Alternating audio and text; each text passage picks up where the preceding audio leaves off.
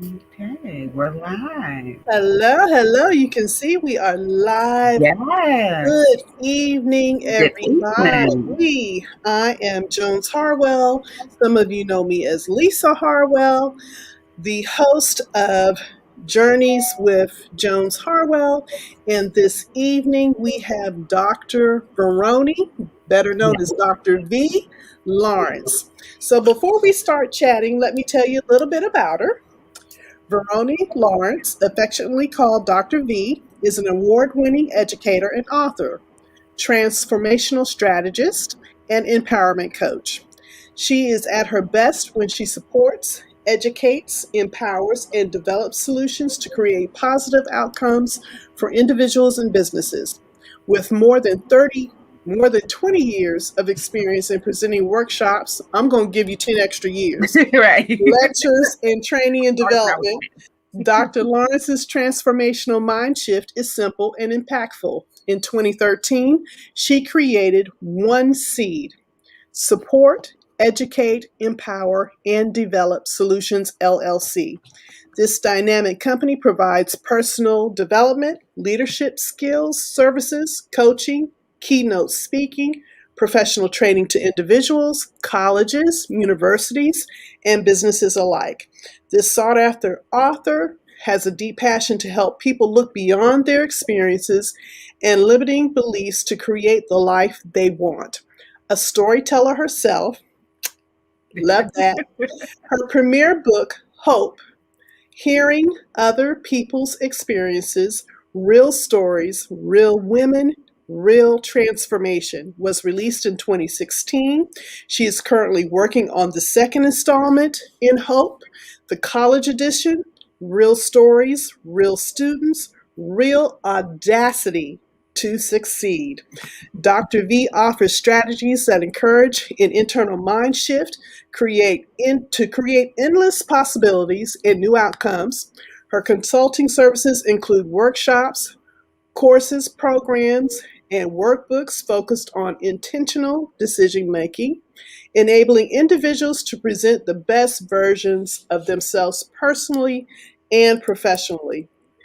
She has accolades, you guys, out the yin yang, but I'm going to mention a couple of them. First off, she is one of my D9 sisters, Delta Sigma Theta. So from the Sigma sister, Sigma Gamma Rho, to Delta Theta, welcome, welcome, welcome. Thank you. Thank you. She has received the Cheney University New York Tri State Alumni Community Service Award, Authors Promoting Success, Chicago, Best Anthology Award, 2017 Best Anthology and Breakout Author of the Year from the African American Literacy Award Organization, 2016 Omega Psi Phi Fraternity Educator Trailblazer Award, 2015 Delta Sigma Theta Sorority Incorporated Service Award, the College of New Rochelle 2014 Leading Lady Service Award. Is this Quista? Am I saying that right? Questa, Questia. Inc., Questia. Yes. 2012 Most Valuable Professor, and 2012 Power of Positive Relationship Award from the City University of New York Black Male Initiative. She is a productive, that's a new word in our group, not busy, productive lady. Productive. I love it. I love it. Holding a BS in accounting. You are a lifelong advocate for learning. You have a master's in public administration, inspector general and policy management, a master's of education, higher education administration, doctorate in education leadership, administration and policy. She just completed her master's in divinity, pastoral counseling and leadership, and has several chaplaincy units 2020. Active in our community, she serves as a board of director for Imani Institute for Motivating Adolescents and Nourishing Insight, and an advisor to the Bronx Community College Black Male Initiative, Run to Live, and workshops in business opportunities. We've already mentioned you're a proud member of Delta Sigma Theta sorority. You are also a member of National Coalition of 100 Black Women. Cheney University, New York, Tri-State alumni, Delaware University alumni, Momentum Education, New York State Chaplain Association, National Forum for Black Public Administrators, National Association for Student Affairs Administrators, and you serve as an associate minister for St. Luke's Baptist Church in Harlem, New York. You are not only the CEO and boss lady of your business, but you are called, equipped, and ordained to captivate, enlighten, and empower her audiences with thought provoking topics, along with her empowering I Am product line, which complements her training program. She believes that all should intentionally take action to manifest their results. She walks in her purpose daily and accepts her role as a servant leader to empower others. Her favorite scripture is Jeremiah 29:11. For I know the plans I have for you, declares the Lord. Plans to prosper you and not to harm you. Plans to give you hope and a future. Welcome, Dr. V. Thank you. Welcome. Thank you. Thank you so much. I am excited to be here. And I'm sitting here listening to you like, oh my God, do we have to go through all of that? Oh my. Yes. Hey, somebody once told me and I think it was during the weekend that I met you, Okay. to stop not promoting yourself. If Wow. you are not going to promote yourself and give yourself the accolades that you worked hard for, nobody else is going to do it for you. You got to be that first front that everybody sees. That is true. That is definitely true. It's that thing of getting comfortable with hearing somebody else say certain things about you. Like I can do it all day long for somebody else. I'm like, when it's about me, I'm sitting here like, oh God, is she not done? Is she not done? Oh, but thank you. I'm so excited to be here. I thank you so much for the invitation to join you on this evening and looking forward to a great conversation. Yes, indeed. Yes, indeed. In reading your bio, there was a couple of things actually that we have in common. I also have a master's degree in education. Mine is early childhood studies, admin, leadership, and management, and had went on to start my doctorates in education to do policy. Okay. So one day I may get back to it because someone had asked me the question, and this is how we're going to segue into our conversation this evening. Someone had asked me the conversation, why in your 50s would you decide a second career would be educating? And I said, why not? Who's going to do it?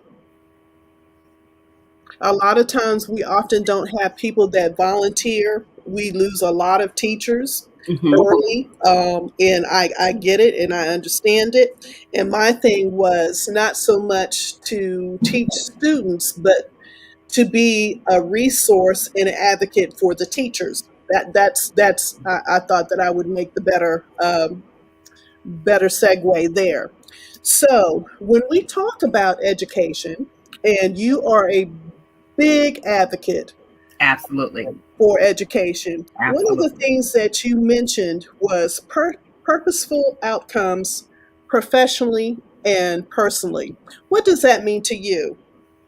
Well, let me just touch back on what you just stated when someone said, why? Why would you go back in your 50s, or anybody, your 50s, your 60s, and pick up a second career or transition into something new, being education? Life is education, right? So if we're living, right, ideally, we should be learning. Right. And so the education doesn't stop. Yes, we have the formal education where we can get the theories and be in a space where we're conversing with like-minded people. But the education doesn't stop, whether it's formal and or informal. So whatever the age, whatever the career that a person is in, I'm always for like, keep on learning, keep on reading, keep on sharpening the skill sets you have, finding new skill sets, because somebody out there needs you to be who you are developing to be, right? I like to say that we're evolutionary beings. We were designed from the beginning of time, from the foundations of the earth.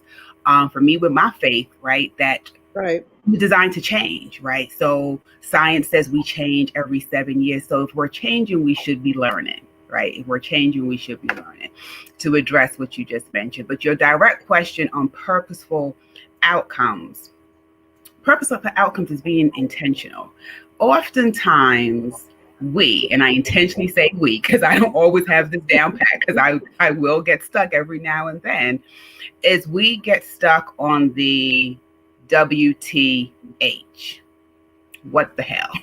And sometimes the WTF, and we know what that is. Yep. Yep. We get stuck there. We're like, oh my God, what's happening? Why is it happening? Woe is me? Just all these different questions, which is fine, right? I always tell my clients, say it, write it down, scream it out, get it out. But what I like you to do is to shift from the WTH to the WTO. What is the outcome? And when you begin to focus on the WTO, it will begin to shift you to say, okay, what steps am I taking? You will actually become intentional, as you mentioned when you read my bio, intentional about the actions. When you're in WTH, WTF, you're not taking any action. You're doing a lot of talking, venting, right? But there's no action being taken. And so when we talk about outcomes, whether it's for personal, professional life, looking at the outcome. What is it am I trying to achieve? Do I plan to go back to school to get this degree? What is the outcome of getting the degree? Because it's more than getting the degree, right? What's the outcome? What is the impact that one hopes to have from whatever the goal is that you set? That helps you to be purposeful about what you're going to do. It helps you to be intentional and actually really draw an action plan to manifest the result, to manifest the goal that and if you need to see it, I promise you somebody else needs it. I always often say to myself and clients that you are needed and wanted in the space.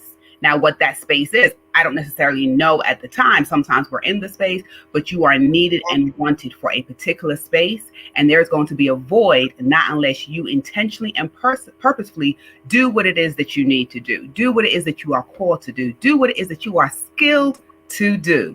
Bring it into that time and space for others to enjoy. Wow. And I think a lot of times when we start out in life, you have that set group of people that know specifically what it is that they are destined to do.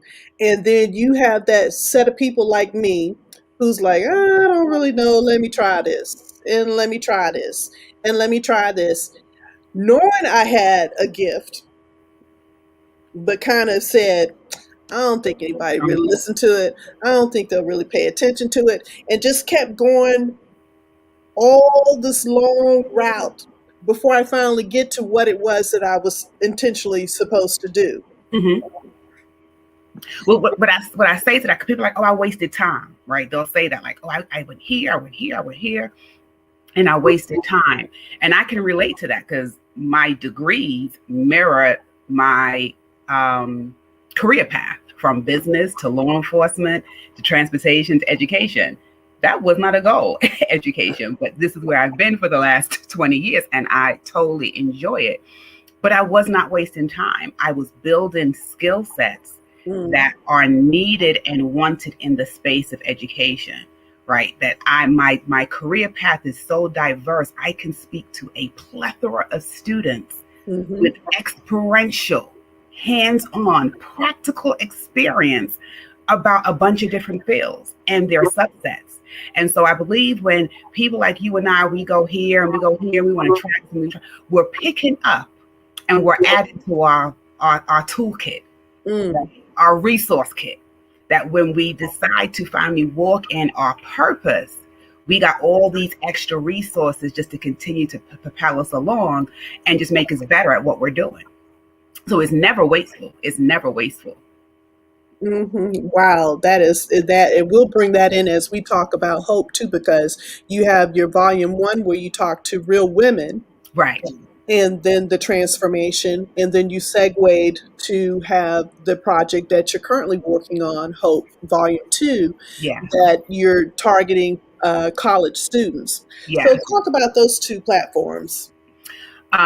The two platforms, very excited about both of them at different stages of my life. And they represent, a segment of me, right? So let's just start there. It's a segment of me as a minister, and you can relate to that. Like, there's things that we go through when we're working on it. It has to resonate with us first before we birth it and put it out there in the universe to the public. And so from the first installment, Real Stories, Real Women, Real Transformation, it was women who had gone through various traumatic instances. And I personally believe, as a person of color in this country, you have gone through some trauma, whether you have identified it or not. You have gone through some trauma, some big, some small, but trauma nonetheless. And so these women, including myself, because I am in the first edition, has gone through some trauma, but from that trauma, you became triumphant. From that trauma, you became stronger.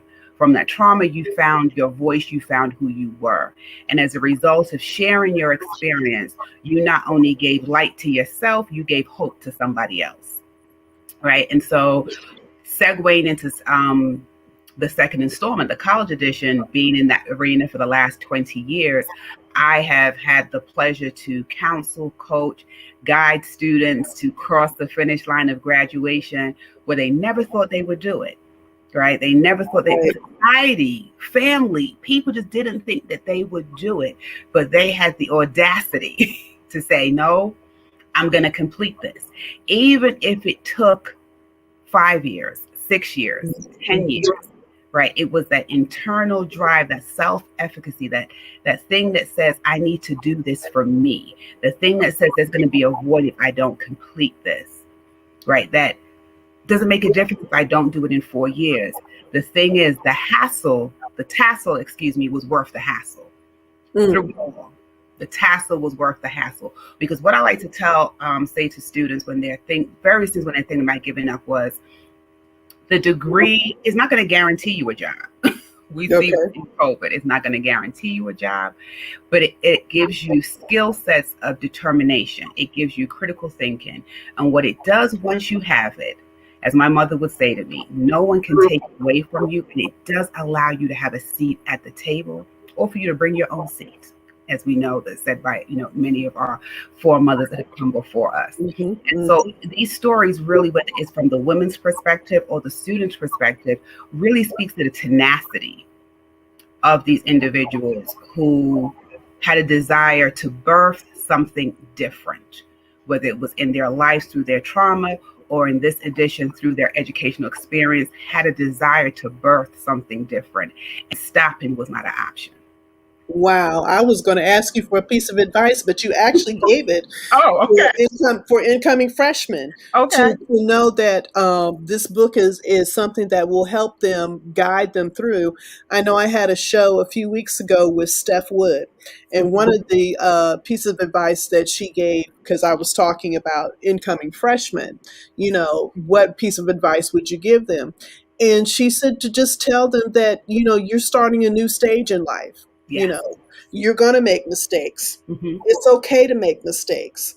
But the thing about your mistake is, don't let it overpower you. Learn how to take that breath. Learn how to know how to reset. Know how to reach out to somebody if you need a resource to help you with that reset, because you're learning how to live on your own. You're learning how now to know a different group of people. Some are learning new cultures, for the first time, because you feel so isolated. You learn how to a bank account, you're getting yourself up, give yourself some leeway and breathe while you're going through the process. Definitely. I know you will remember this show as I did. It was really sort of an introduction to historical Black colleges and universities. It's a Different World. Well, it happened to be the Cosby Show first, right? Right. And then their spinoff was It's a Different World. And that's really, that really is such a true statement, that college is a different world. Whether you enter when you're 18, 17, 18, coming out of high school as a traditional student, or you enter as a non-traditional student and you are working, you have a family. It is a different world that requires a certain level of skill sets. I would say even a certain level to be adaptive. Right. Yes. You're going to have to pivot, right? Right. It's a world unto itself, but one can be successful. And as you mentioned that your other interviewee mentioned about the mistakes. Yes, I tell you, you're going to make them. Look at the mistakes, but lean into the lesson. Good Look advice. at the mistakes, but lean into the lesson. Because every mistake, if you look at it, you will see the lesson. You miss the lesson when you don't look at the mistake, and then you begin to discard the mistake. Like, oh my God, that was horrible. I failed that class, picked the wrong boyfriend, picked the wrong girlfriend, whatever it happens to be, drank too much, had a hangover, whatever it is. When you fail to look at it, then you can't lean into the lesson. And unfortunately, then you're bound to repeat it. That's it. That's it exactly. That's it exactly. That's it exactly. And I was just thinking, something had popped up on my timeline today. And actually it was, I think it was 10 years ago today. My brother came out from Utah to do a career day for my son. Okay. Made a special trip just to come out and do career day, talk about his career and stuff. But it made me think about what I've done in the last 10 years. So at 49, was graduating for the undergraduate degree. 52 was getting the master's degree. 56 was writing the first book. Okay. And becoming the entrepreneur. I've done more in the last, you've been busy. You've been busy. But all of that stuff, just as you said, all the travels, all the journey has got me, just as you said, to this point in learning the lesson and going from there. Another thing that I like that you talk about is you talk about disconnects in communication. So let's touch on that a little bit too, because as a communications major, and my thing is journalism. That's what I wanted to do as a living, and I'm finally getting a chance to do it, having my own show and talking with people. And especially with what's going on today, specifically what we've seen in the last 2 years, there is a disconnect in our country between races and communication. They see things one way and communicate it, and we see things another way and communicate it. How can we bridge that gap, or what are some of the things that we can do to make it connection instead of disconnect? Wow. And then you want to touch on the isms, the racism, the sexism, all that has been taking place in our society, and it's not new. These isms are unfortunately woven into, if we're going to speak truth to power, they are woven into the fabric of what this country is. All that it is good and all that it is bad, it is part of the fabric of the country. How to connect, that's an entire it is. And I mean, and you can just touch on a piece of it, because even within our own race. Right. One of the things that I speak about in my coaching, in my training sessions, is the story, right? And you mentioned the art of storytelling, but in this instant, the story is a little bit different. The story speaks to, which fuels the disconnect. The story is our programming. And research has shown that we operate 95% out of our programming, out of our stories, out of our perception. And so that until there is consistent, intentional conversation and action to begin to decrease that number from 95 and begin to chip away at it, that the stories that we have had programmed from decades, centuries back can begin to be chipped away at and the narrative changed, that's when we will have better communication and the disconnect will not be what it is. And so because once you are set in your ways, once you have deemed the story to be the gospel, once you have deemed the story to be your truth, because now there's your truth and there's the truth. Right. Very different, right? We've seen that play out in our court systems. With the Derek Chauvin case that just happened, it was the truth, their truth, and the truth, right? And when you have their truth and the truth, there's a disconnect because there should just be the truth, right? How are we the perception becomes people's reality, but we have to get people to a point where they can begin to see the same thing. But that goes back to the story. It goes back to the story, the programming that we have with, and I would just say that takes us into being on autopilot, right? That we're always in a place of readiness, but are we at a place of alertness, awareness, right? We listen to react, not to respond. And all of those things break the communication because we're not listening to actually hear. We want to be understood versus understanding. All of these different things continue to foster and fuel the disconnect that we have, especially as a people of color with this country, especially within our own race as people of color. The disconnect continues to happen because we continue to go with stories that we don't necessarily know are factual, but they've been stories that have been told from beginning of time. They have grown their own legs, as my mother like to say. They are walking and living on their own, and nobody knows where it started. And it's like, okay, so it has to be true, but it doesn't necessarily mean that it's true, right? So how it's really, you'll constantly hear me say the word intentional. How are we being intentional about our communication? What action steps are we taking? What permanent steps? Like what I realized even this past summer, the Black Lives Matter and different things that was happening in society, realizing, this has really gotten real. These people of color really want some answers. They have to be permanent answers, right? Not answers to placate and to pause the situation and, make somebody go sit down. We're as a people, we're not children that you can give us candy to and say, okay, just have a seat for 5 minutes. No, we need some tangible, long-lasting results to combat and dismantle and disrupt the program narrative that has been happening for years. That's how we get past the disconnect. And that you do as a consultant coach? Consultant coaching. I do it in a training session. I usually run a 4 to 6 week course, and I talk about a lot of these things, the WTO, examples of what disconnect looks like. I usually give a listening test, but a lot of us like to say we listen well.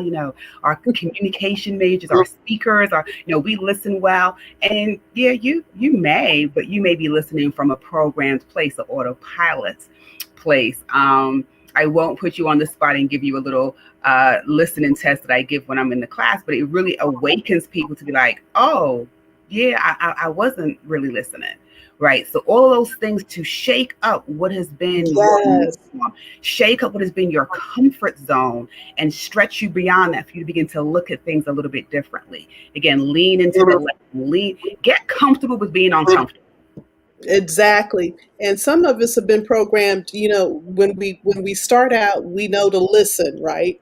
Because there are components to listening and hearing. And then you get all this outside noise and interference. So somebody can come in the room, you got the TV playing in the background, you're thinking about what you're going to make for dinner. All of these things disrupt that listening pattern that should be taking place to make sure that you are receiving the full information of whoever is outputting that information. Exactly. And the thing is to that is understand that those things are disruptions. right? Because they've become so much of a norm, right? TV, phone ringing, we want to say we multitask well. So we're on this, and messages are coming through the phone, and you're looking and you're texting, and, you're signaling the husband to do this, that. Though, but people like, that's just life. They don't consider it to be disruptions to actually listening and receiving the information.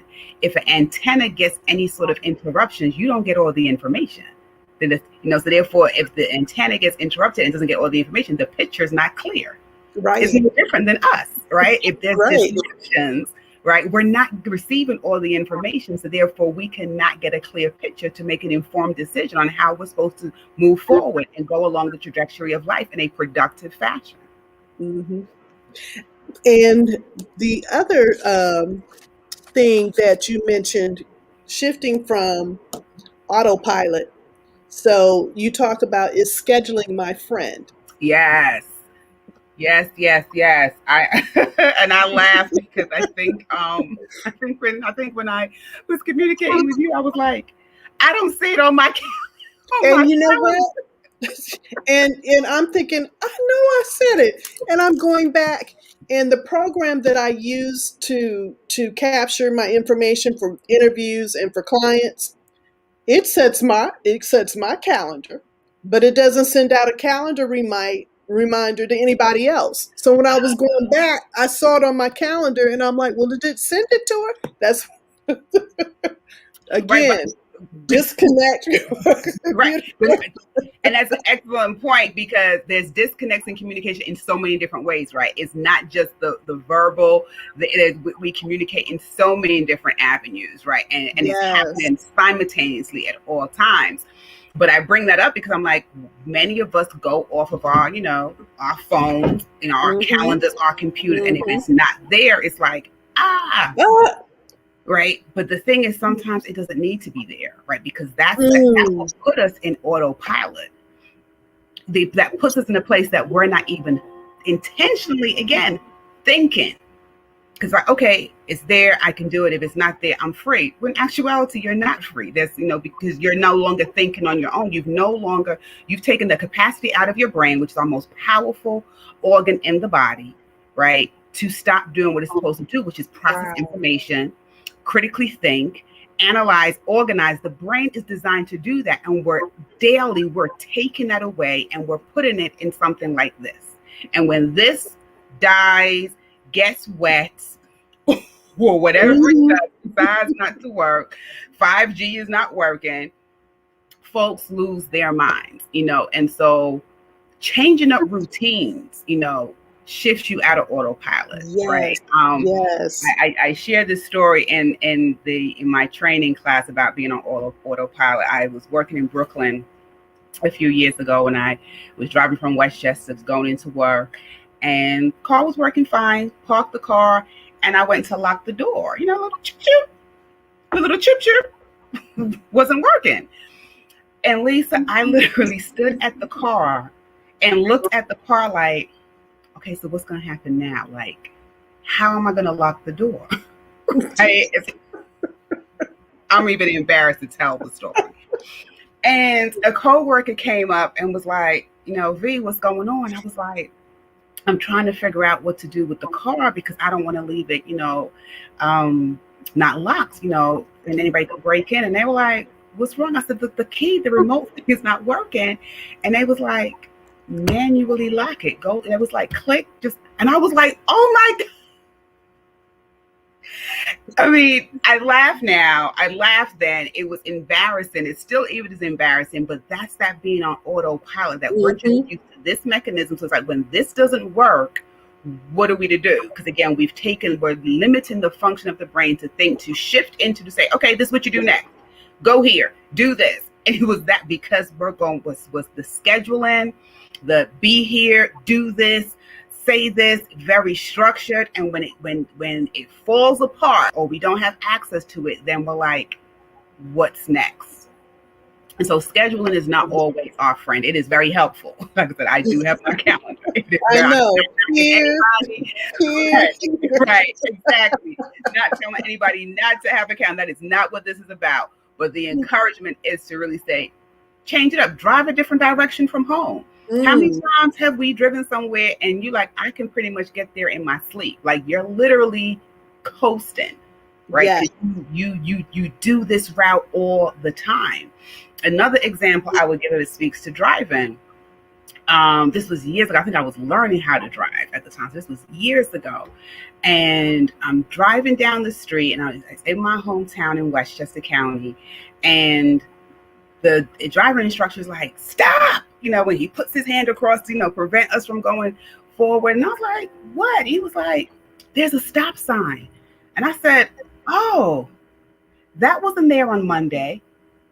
And he was like, you can't drive for Monday. You have to drive for now. Right. So it was a traffic light that was there. And so I'm looking for the traffic light. The traffic light wasn't there, but there was a stop sign. So I wasn't presently present because I'm going off of what it looked like the last time I was in the car. Yes. You cannot drive for, in that instance, I think it was probably was a Wednesday or a Thursday, whatever day my driving lessons were scheduled at the time. But that just shows how much we are constantly going out of programming, in autopilot, relying on schedules. It's supposed to look this way. It's supposed to be this way. And when it's not, we don't shift quick enough because we're diminishing what the brain has been not programmed, designed. What the brain has been designed to do. We're constantly daily diminishing what the brain has been designed to do. Amazing. I tell you what, I can see why you have such a calling, because you yes. Oh God. And when I met you, to tell the story to everybody, when I met you was a few weeks ago. Yeah. A friend of ours was celebrating her first year of her ministry. Mm-hmm. And I came up to New York, and the power of prayer, the miracles that happened that day. Come on. My goodness. It was supposed to rain all day. And from 12 to 3 o'clock, it did not rain. 3:13 to be exact. Yes. Yes, indeed. And then it was just the young man that gave his life to Christ. Yeah. It was just the whole day was just such a day. And I'm so glad that I came up, to support her, because I said, I'm coming, ride or die. There's some things when she calls me, I'm just like, okay, I'm there, ride or die. We're going to be there. And I definitely intend on coming back, because it was just such a place that I'm at, when I finally said, okay, God, now I'm listening, because a lot of times, and I tell a piece of my story, I listened when it was convenient. Come on, talk about it. And in the end of 2019, towards the end of 2019, he said to me, I'm going to test your convenience, because I got something for you. Okay. Okay. I've been trying to tell you something, but since you're not going to listen to me directly, I'm just going to put some folks right in your path that's going to make you listen. Okay. He'll do it. When I wrote the book, and I got it finished and gave it to my girlfriend, and she said it needed a little bit more work. When you finish it, she says, bring it back to me and I'll publish it for you. And she's an award-winning writer too. Matter of fact, you guys know some of the same folks. I watched the Lifetime, both movies. Yeah. And so when I did, I finally got it, and I said, okay, Carla, here it is. And she said, you have all the tools to do this yourself. And I'll tell her, and she's heard me say, I was hot. Because I'm like, you done told me to finish this book, and you're going to publish this book for me. And she says, you got all the tools to do this yourself. So she saw something that even at that point I couldn't see. Mm-hmm. Or maybe I could see, but I just didn't want to see. Right. Let me just put it that way. I didn't want to see because, I'm just communications major, right? I've been in IT doing stuff, so I'm kind of a quick study, learn stuff fast. So I said, okay, I'm just going to put this book out here. It's off of my bucket list. Been on my brain for 40 years. Got it done. God said, you got some more stories. You have a whole folder full of stories. But we're not going to talk about those yet. And so after I got it out there, and a couple of months had passed by, and I was getting ready to have major surgery, and I got a phone call, and somebody said, I want you to help me tell my story. Mm. Now, for years, women had been coming up to me saying, why don't you put together some type of platform? You have this such amazing spirit, this optimistic spirit that you can just have this platform. We can talk about anything, we can talk about everything and be comfortable. No, I'll just talk to you right here. I don't have to have anything major. I don't need to have anything public. We can just do it just right. No cameras, no anything, right? So I'm talking to this person and I'm saying, we're family. We're immediate family. So you're asking me to help tell your story. I don't want to hear my mom. I don't want to hear your dad. And she said, well, God told me two things. He said, you might say no. He said, but there was something else that he told me to tell you. Stop running from your purpose. So that's how the publishing company came from just being my own baby of writing my stuff to, like you, being the storyteller and helping people tell their stories. Now, I love fiction all day long, and I write fiction. And I have a fiction author that I've signed, and I'm working with him. But then I also have individuals that are telling their stories. And the first thing that I always say to them when we're having a conversation is, first of all, talking helps me to get to know you, Yes. helps me to hear your voice, what Yeah. you're about, what you represent. Then the second thing that I always do, which is uncomfortable, I said, because I'm going to make you feel uncomfortable before you feel good, is I'm going to rip the Band-Aid. So Mm-hmm. you're going to tell me that worst story. And I might have to coach you through it a little bit and take a little time to get you there. But once you can have that aha moment, you know you're okay to move forward. Mm-hmm. And a lot of that is like when you're coaching and when you're ministering, because you do minister and you Absolutely. do that. Where are we? Or what is my question? Because I now lost my train of thought. But it was coming back to how you segue that into, because I see that all through everything that you do. I see it in as you speak. I see it as the educator. I see it in you as you're coaching. That spirit of faith that's in you Absolutely. that allows you to connect and touch people from all types of realms that you mentioned before, because your career has allowed you to touch so many Mm-hmm. different industries that you can relate to people. Definitely, and thank you for that question. And I had to sit, to be honest, with that. Because somebody had posed the question to me, like, "Oh, you're a minister, but then you're in the world, so to speak. Do you drop that? Do you drop the spirituality when you're doing?" And I'm like, absolutely not. Right? It's who I Mm, am, yes. and I don't have my I am Dr. V shirt on, but as you read in my bio, you see in my name, Dr. V, and people automatically assume, and assume correctly, that Dr. V is short for Dr. Veronie, which it is, because a lot of people say Veronica, and that annoys me. So I just say V. So that in part is true. Right. Right. However, Dr. V stands for, to answer your question, divinely restored, Mm. victorious, empowered, and equipped to do what God has called me to do in any arena. So yes, I do walk with it. Now, whether I always expound the scripture, no, because that may not be necessary. But I walk in faith, I walk in love, I walk in compassion, I walk in what is needed in the space at that time.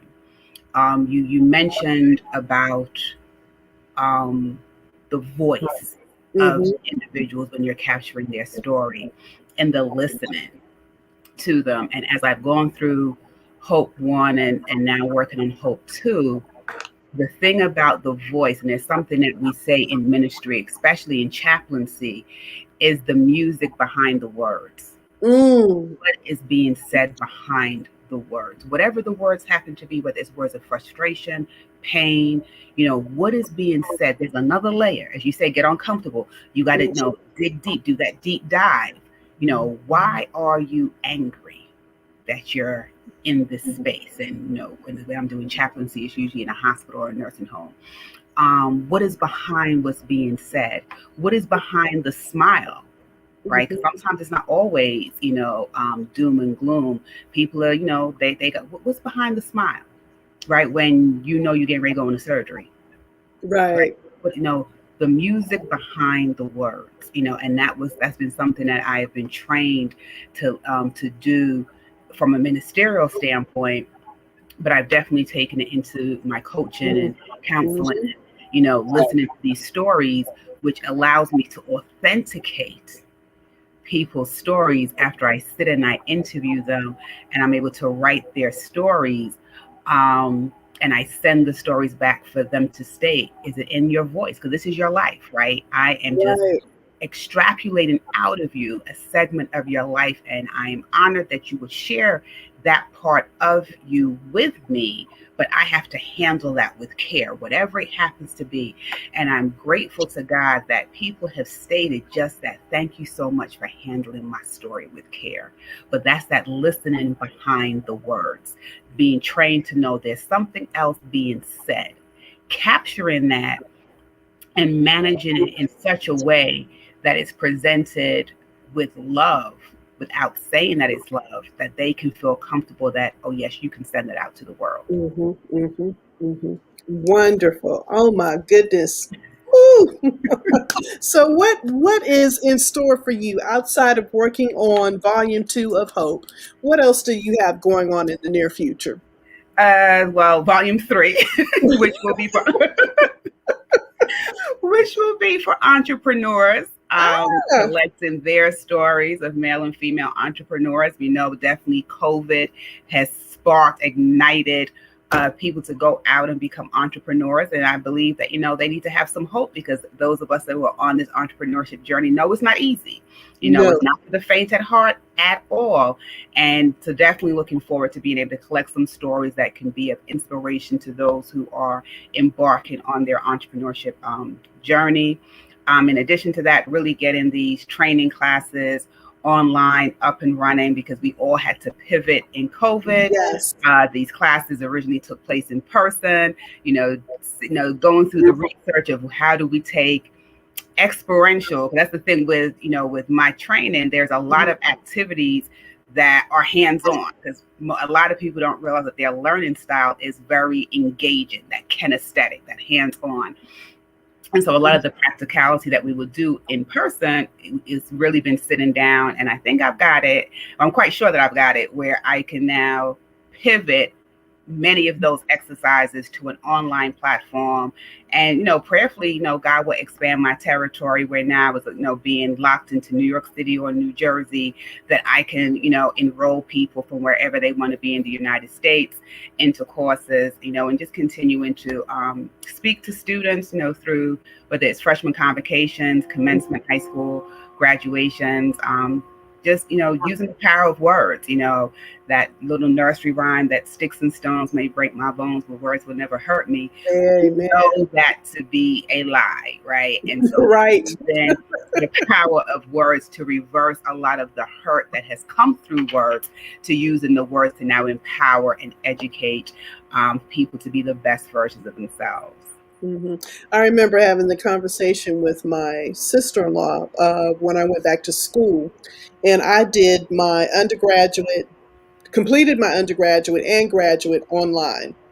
And she was saying, "Oh, I've got to go into the classroom." I said, "This is the wave of the future. This is going to," and who knew, that COVID-19 would come, and now this is what we see: uh, Mm-hmm. a strong push for both the or what they are now calling the hybrid, The hybrid.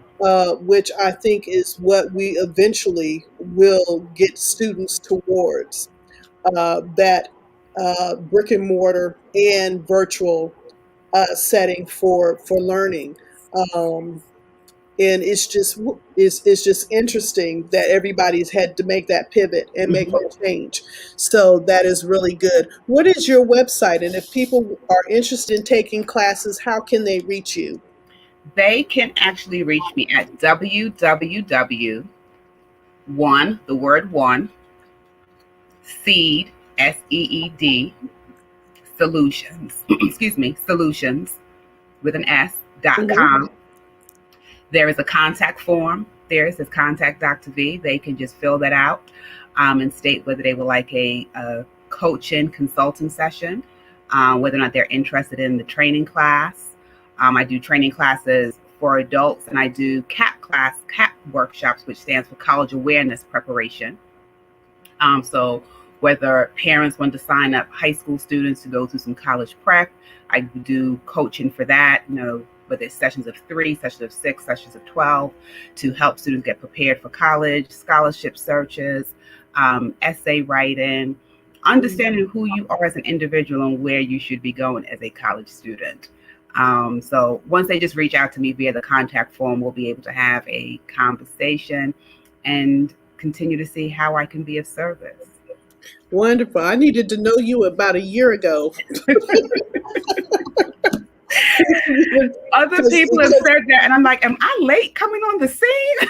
no, I don't. I just don't think the connection was made until recently Right. from Letitia to you to I, and because my son we're in countdown mode now. May Mm-hmm. 14th is his last physical day of high school, and Okay. June 1st is the graduation.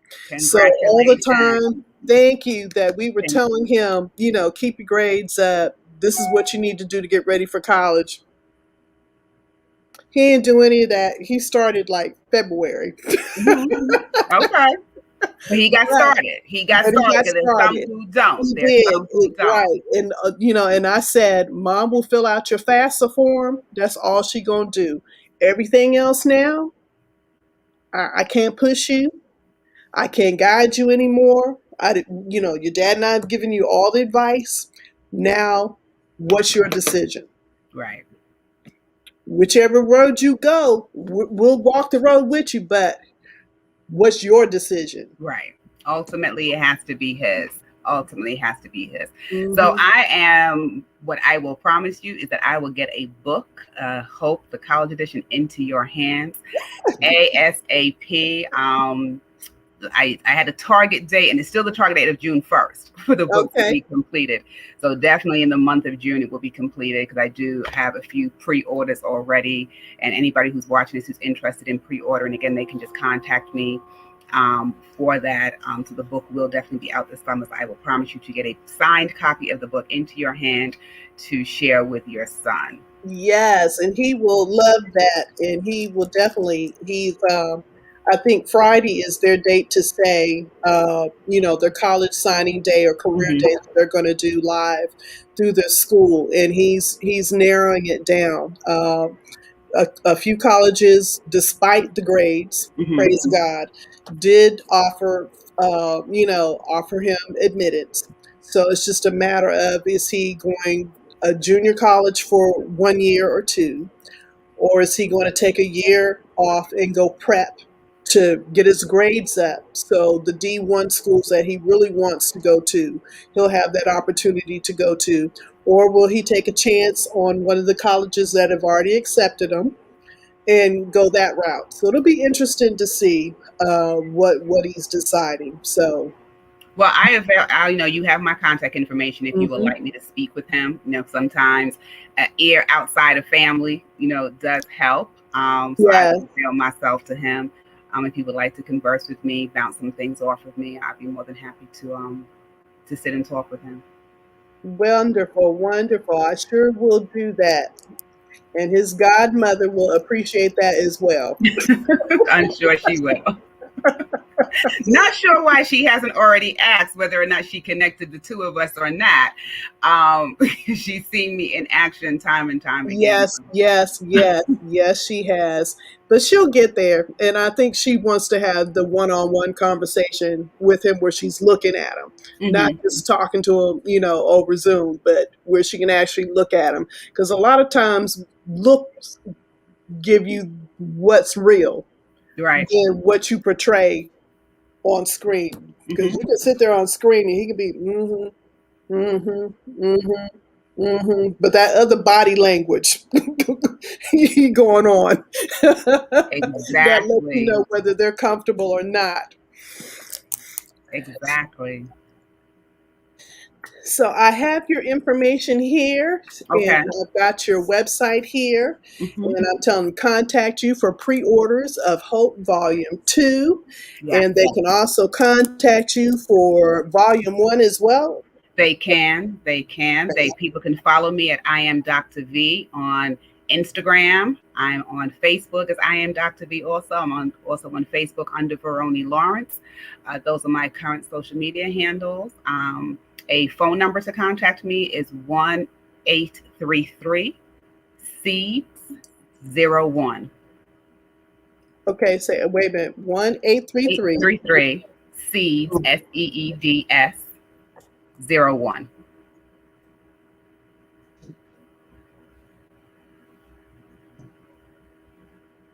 Okay. Or I am Dr. V.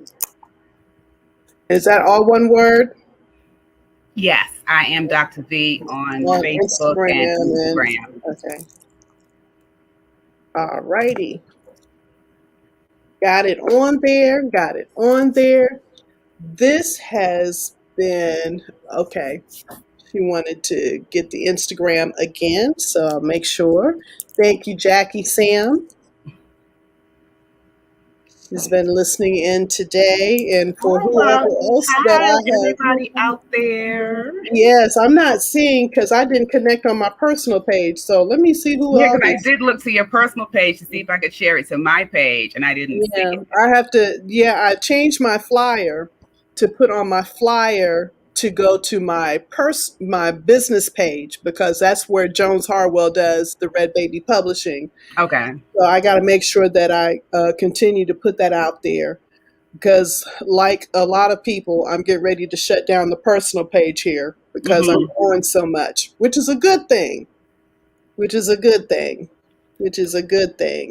So let me see what I've got here because I wanted to see if there were any more comments before I close. Post. Here we go. Let me see. Who have I got? Got Jackie, and maybe the others are on my YouTube channel, but I will get back with everybody. So I'm going to put that again. I am Dr. Spell correctly, Dr. V on Instagram and Facebook. Or call 1-833 SEEDS 01. Okay. And the website is www.oneseed, Solutions.com. You got it. Ah, thank you so much for Thank joining me you. this This has been evening. amazing. I had Yes, a wonderful yes. time. Thank you, thank I you, thank will you. definitely have you come back once you drop volume 2. Yes. Any other platform that you're doing that you just want to shout out and want some feedback on, please come back and join us. I love talking about education. I love talking about learning. I love talking about life. And I hope that people have been inspired and empowered by your presence in our conversation this evening. Well, Miss Lisa, I thank you again for allowing me to grace your platform to speak to your audience. I do not take it lightly at all, and I absolutely look forward to an opportunity to come back and share with you again. Thank you so much. This is going to conclude our presentation for this evening. Coming up, I believe my next interview is a week from Saturday, which is it's Saturday, May 1st. Oh. May 1st. Ha! I'm like, calendars, scheduling, right? May 1st, 1 p.m., I'm going to be talking with Reshawn Ellis. She is the CEO, founder of Urban Beats Radio 2 out of Atlanta. Can't wait Nice. to have that conversation. Yes. That's my other love, music. So cannot wait to share on that because that is something to really to talk about as well. How many Black women do we have as owners Yes. that are in the radio industry? And I know they talk about Kathy Hughes because Right. I'm in DC, Mm-hmm. in the DC area, and Kathy Hughes was huge here, Right. WOL back in the Mm-hmm. day, and I had the opportunity to interview for them. Mm-hmm. Did not do it. Did not follow through as a disc Mm-hmm. jockey. One of those things. But guess what? Here I am now. Here you are now with even some would say a wider platform because times have changed. And so Exactly. everything is in its season. Everything is in its season. You Exactly. have so much more to bring to the table now than you probably did back then. And so Yeah, we are because so I was grateful for 20 years old and didn't know anything. so we're grateful I for the knew a season. lot. We're grateful for the season. And yes, so that's going to be a dynamic interview, especially to get her perspective on Yes. music and Yes. how it has changed. Oh, so much. Where music was the second message outside of the church, especially for the Black culture. Yes. And can we say it's still that now? Mm-hmm. You know, that's an interesting question. And specifically, since our generation, and I say, well, let me say my generation, we have lost a lot of our voices. Yes. Prince, Michael Jackson, DMX is now gone. Mm-hmm. We've just lost so many. Tina Marie, Rick James, all of that late 70s, early 80s, Whitney Houston, that was our generation that we Yeah. grew up, is Gone. gone. The music that had a message. The music that had a message. So Yep. it makes you like you. I love music, but I often find that I don't listen to music as much as I once did because I don't feel there's really a message to the music. If I want to bop my head and get my energy up and go for a run, good, right? But I often find I'm either working out or driving in my car. But there was a time that music was always on in the house. Yes. Now, when it Yes. is, it's usually jazz or something like that, Mhm. Um, And I listened to everything because I had grandparents that listened to BB King and uh, Bobby Blue Bland, and then I had grandparents that listened to A band, Duke Mhm. Ellington in that Mhm. era. Mhm. Then, the jazz. And then my father was into Southern rock, Mhm. and my husband is into jazz. And, so I listen to everything. But I think back to a couple of weeks ago, I think the greatest verses that they did to date, and I stayed on the entire 4 hours, was when Earth, Wind, and Fire and the Isley Brothers. And I'm telling you, I That shouted that and danced and sang and that I'm gonna just say it was just fire, woo, and pun intended. That yes, yes, that was and yes, amazing. and yes. And I attribute my Uncle Willie because he had moved back from Hawaii, and tell him my age, and he had 8 tracks. Okay. And that was my introduction to the Isley Brothers. Hmm. And that was my introduction to Earth, Wind, and Fire the Wow. same year. And to that classic Go For Your Guns, with the guitar. And, Mhm. who knew I birthed a guitar player? Because that's what my son is, an electric guitar player. Oh And, wow. at 3 years old, singing to old school Isley Brothers, and trying to Mm. play to their stuff. So it's just, and he's a blues guitarist. That's wonderful. That's Didn't wonderful. That's ingrained in him. didn't introduce him to it. He learned it He and heard loved it. it. Yep. That's great. That's Amazing. great. That's so Amazing. great.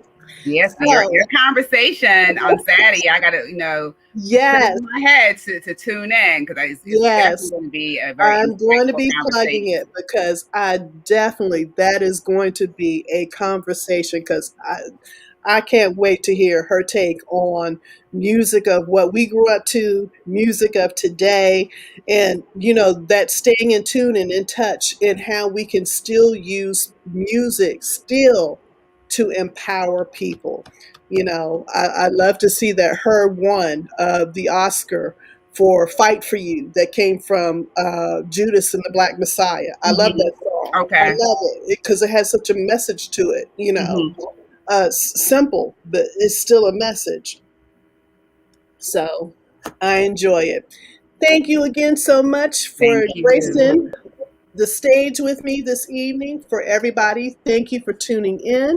Thank I you. am your host, Jones Harwell, signing off until Saturday, May 1st, 1 p.m.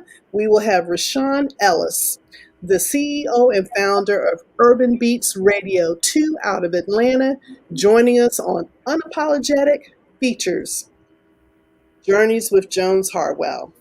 Good night, everybody. Good night.